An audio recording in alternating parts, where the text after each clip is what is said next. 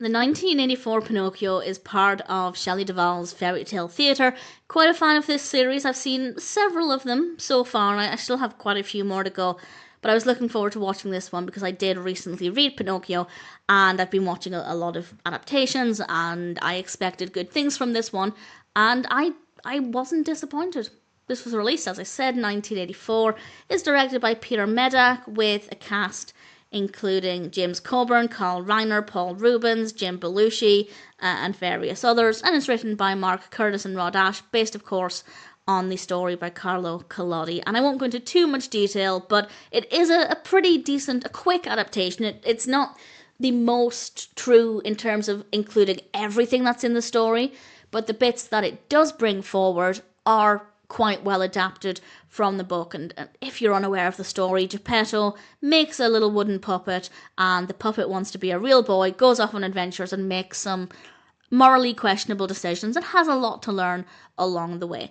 And I have to say that on the one hand, while this version of Pinocchio I found to be quite irritating, his personality I found to be irritating, Paul Reubens really does a great job of bringing the character to life. So it's not my favourite interpretation of the character, but it is believable, and I think the performance there is brilliant. Carl Reiner as Geppetto was quite a joy as well. And the story, as I said, is pretty well adapted from the book. It doesn't include that much that happens in the book, but a lot of the, I guess, more iconic, recognisable moments, a lot of moments that we do see in other adaptations, they're presented and they're done in a way that's believable. They play out in a way that I expected. So it's definitely a very condensed version, but it does hit on some of the more important points and some of the more interesting aspects.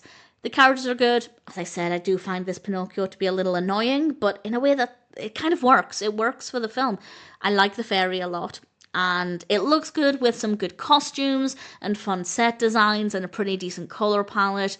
The performances are also good, quite theatrical but not over the top. It's not too jarring for a motion picture, and that tends to be the case with what I've seen of fairy tale theatre so far. Some good lighting, though some of the lighting I think could have been a little bit better, but it was never terrible, and generally I'd say the fairy tale theatre Pinocchio is pretty good fun. And if you're a fan of Pinocchio already, definitely give this a watch. If you're brand new to fairy tale theatre, could be a good place to start. I don't know which my favourite would be. I've seen a handful, but I haven't seen them all, and in general they're pretty decent. I don't really have any complaints, and if you wanted to start with this one, I'd say it's a pretty good example of the kind of quality you can expect with the others based on the ones that I have seen. Not a bad film, not a bad way to experience some aspects of the story, and whether you're new to fairy tale theatre or you're already a fan, I'd say the 1984 Pinocchio is certainly worth watching. Do I recommend it if you're brand new to Pinocchio?